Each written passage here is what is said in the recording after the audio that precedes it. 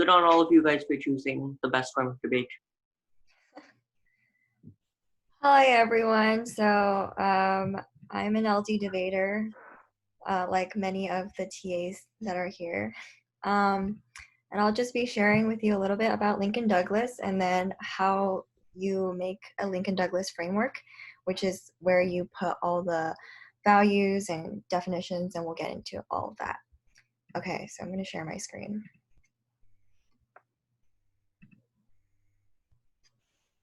Okay. All right, so Lincoln Douglas. So Lincoln Douglas is a 1 versus 1 person debate, which means you're all by yourself. It's very different from the debate that we're doing at camp right now. It could be a little bit intimidating at the beginning, but I assure you, I love this form of debate because I could be like solely responsible for the outcome, right? It boils down to me, and it makes me much more better of a debater, and that's why I prefer Lincoln Douglas to partner debates. And Lincoln Douglas is moral-based debate, so which means in your resolution, you usually have a word that conveys like a moral obligation. So you have to kind of sculpt your case in such a way that that kind of invites that kind of moral discussion.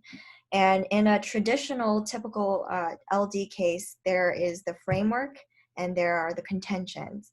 So that's kind of how we separate it. In other forms like public forum or policy, I'm pretty sure public forum doesn't need a framework other than the definition. So that's something kind of unique to Lincoln Douglas. And I'm not sure about policy, but they didn't really specify that they have like a framework like ours. So that's something that's really cool about Lincoln Douglas. So in a framework, there are the value and the value criterion. So the value is what helps kind of like basically molds the case into something that you're trying to uphold and achieve. And the value criterion is what helps you achieve that value. And it will get less confusing in a second. So an example of this is basically a value I can say is I want to uphold justice. So in my argument, for example, in the H-1B visa case, I want to say justice is the most important thing. Of course, that's not the best example of a value in that specific topic, but it certainly is a very popular value in a lot of debates for Lincoln Douglas. So I can say my value is justice, and then my value criterion would be something like crime deterrence. And what that means is I'm going to achieve justice by deterring crime. And that is what the judge will be basically weighing your debate on. Or you have to kind of like argue that that's the most important thing in the debate against your partner's value and value criterion. So a lot of the times value comes down to the question of morality. And so we want to define what morality is, right? So morality is a code of conduct, basically. It's basically something that is a standard that is put forth by me, my group, that holds a certain belief. And often what you hear as immoral is often associated with what is wrong, right? And what is moral is often what is right. And in LD debate, a really important part of it is moral obligation. You must act in accord to a certain moral standpoint, right? So if your value is justice for this debate round, then stealing would be immoral. If you value life, then killing is immoral. Of course, if you value justice, killing would also be immoral. But in both cases, you have a moral obligation to not steal or to not kill, right? And so one very, very popular like debate framework that is used a lot in Lincoln Douglas for a lot of beginners and even some like advanced people is utilitarianism. And utilitarianism stems from the concept of consequentialism, right? If you think of the word consequentialism, what does it mean? You break down the word consequence in the first half of the word and you get the ends justify the means, right?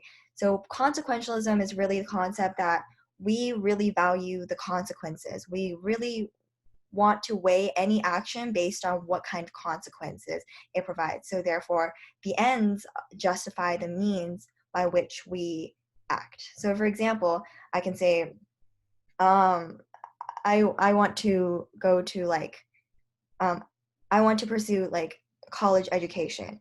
And it doesn't matter what means I get there, as long as I reach college education as my end goal, then I've like it's been justified through my means. So that's kind of what consequentialism is.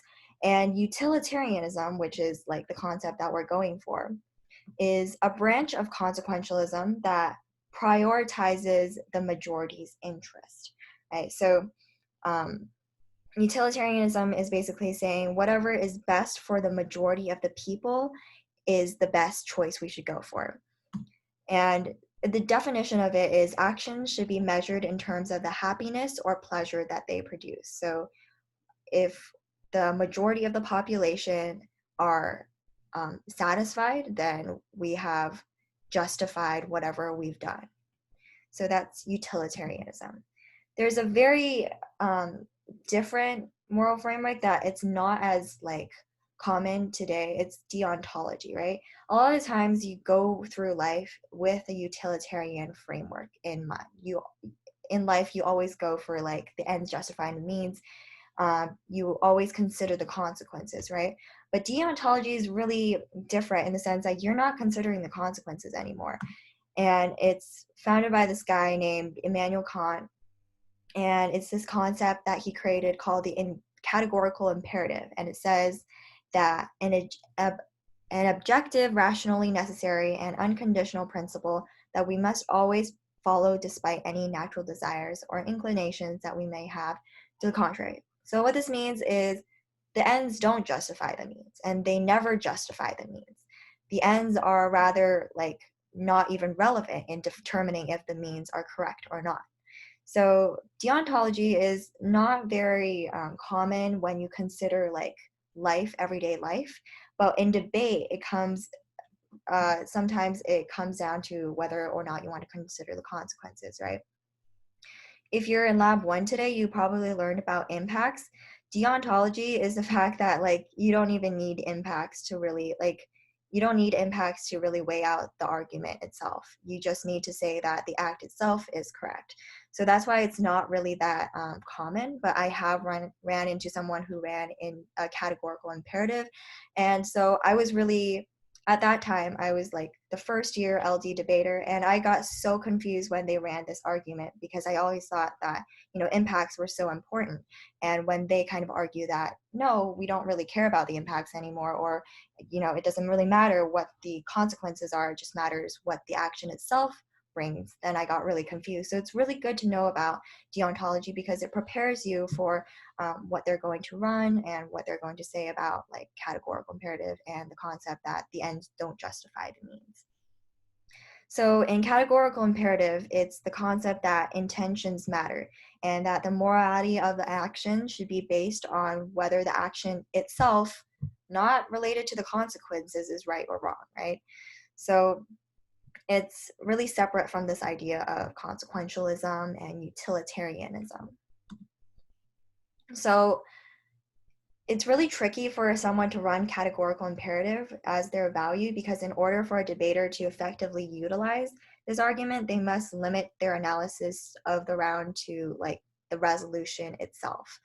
Once they discuss like the impacts or the consequences, they basically have like contradicted themselves. So if you catch someone running categorical imperative and then focusing a lot on their impacts, then you can like call them out on it because that's not how they should run such a case about deontology.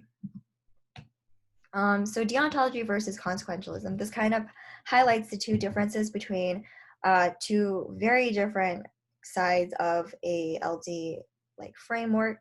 On one side, you have an ethical theory that states it is possible to determine the rightness or wrongness of an action by examining actions themselves. And it is based more on obligation and duty, right? And on the other side, you have consequentialism, and it focuses on the consequences. And consequentialism leads to utilitarianism, which says that the consequences should be weighed in such a way that it promotes majority like benefits from it. So those are the two different views on LD, two different values in LD debate.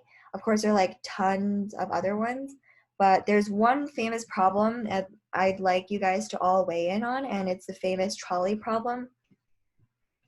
It's this theory that basically if you have a trolley and it's going on the rails, right? And it's going to run into 5 people, and those 5 people are on the tracks for whatever reason and they can't move. And you can't move the trolley. Well, you can move the trolley, you can't move the people. And you have to try to either decide, I can switch the lever that can switch the trolley to go on a different track, or I can put the trolley and just let it run over those 5 people. And you would say, why would I just turn the track, right? Well, there's one person on the other track that if you switch it, it's going to kill that one person. So this is a really interesting question that sometimes gets brought up in debates when someone tries to like see if you're actually a utilitarian or a consequentialist, which is basically if you switch tracks to save that one person, you're a consequentialist, right? I mean, sorry, if you switch the track to kill that one person and save the 5 people, you're a consequentialist or utilitarian, because you're saying the consequences outweigh the action of killing a person. Because if you just let the trolley run, you're not actively killing that person. You're standing there and you're not doing anything, right?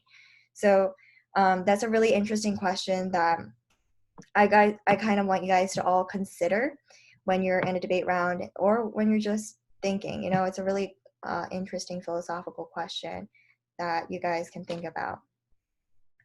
And yeah, I see some comments in the chat, so I'm going to open that. Oh, okay. Oh, okay, cool. So one question, but then you're kind of deliberating. Okay, yeah. Does everyone kind of get this problem? Do any of the TAs or anyone else want to weigh in their opinions for this trolley problem?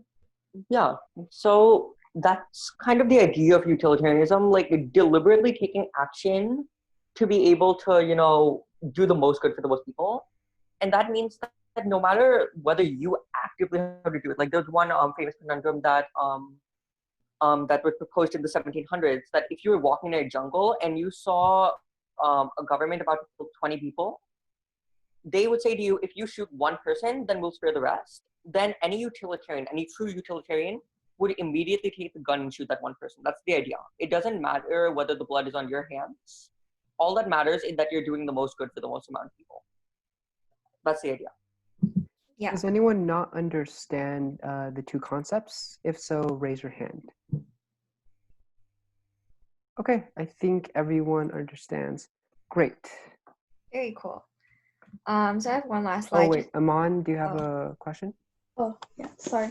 So actually, I have a question about the categorical imperative concept. Mm-hmm. You mentioned something about rules and standards. So where would you ideally get those rules and standards? What would you base your opinions on?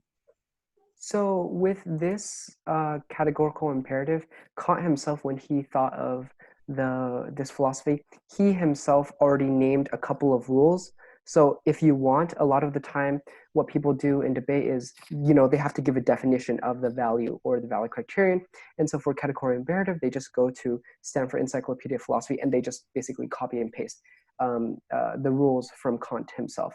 You yourself, I guess, like if you're in a progressive circuit, you could make your own categorical imperative if your judge allows you to. But usually we just follow Kant's own rules for categorical imperative. All right, I see. Just to define progressive debate circuit really quickly, just because I figured not many of you would know what that means. There's 2 types of debate, traditional and progressive. Traditional tends to be like what we're talking about right now, and progressive debate tends to be leaning more towards policy debate, which you'll probably hear about later. Yeah. So in progressive debate, it's not just like a traditional, like you just do a case. You can also do things like critiques or theories. But you don't have to worry about those right now. But those are just like different ways to win an argument without doing a traditional contention. And yeah, I think some people have like comments on the trolley problem. So you're saying switching to it to kill the one person is better. Yeah. So in a utilitarian world, it would be better to kill that one person, right? Because it doesn't matter that you killed it or you killed that person. It just matters that less people died, and because of that, the majority benefited from it, right? So that's the idea behind utilitarianism. A utilitarian perspective could also be that, sure, we should actually save that one person and let three people die because let's say three people are criminals and that one person is, say, Mother Teresa. So utilitarianism is ultimately about weighing, the cost, but then what is the metric of weighing? That's going to be your valid criterion, and that could be, the number of people, the quality of the people, whether, they're criminals or not, that type of stuff. Yeah. All right. Any other questions, comments about LD? It doesn't have to be about utilitarianism or the trolley problem or deontology. It could be about anything LD related.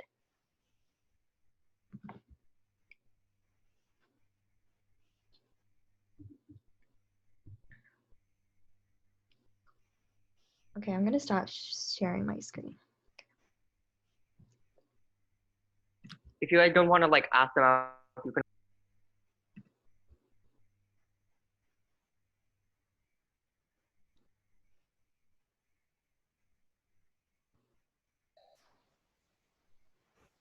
Hi, Megan. We just finished our presentation, so we're just waiting for questions if anyone has. Sure. If you want to stop recording during questions, you can do that too. Okay.